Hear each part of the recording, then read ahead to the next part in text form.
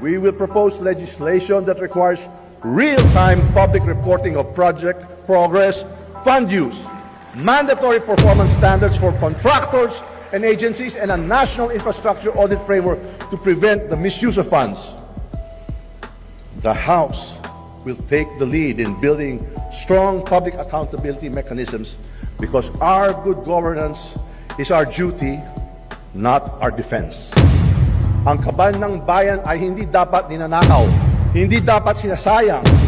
Ito ay para sa mamamayan. Bawat sentimo, bawat proyekto, bawat serbisyo. The Speaker of the People, the best Speaker of the Philippine Congress, pinakamalakas na palakpakan sigawan, Speaker Martin Romualdez!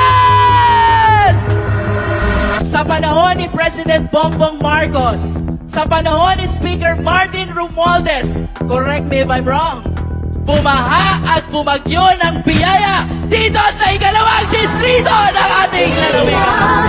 Kaya may AX dahil ni Speaker. Kaya may AKAP dahil ni Speaker. Kaya may tupad dahil ni Speaker. Kaya may mga barangay road dahil ni Speaker. Kaya may patubig dahil ni Speaker. At kaya may groundbreaking ngayon dahil ni Speaker.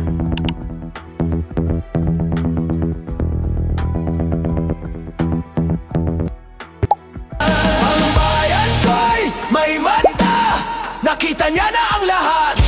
Ang bayan ko'y may mata, nakita niya na ang lahat. At sa tamang oras, sa mga bulan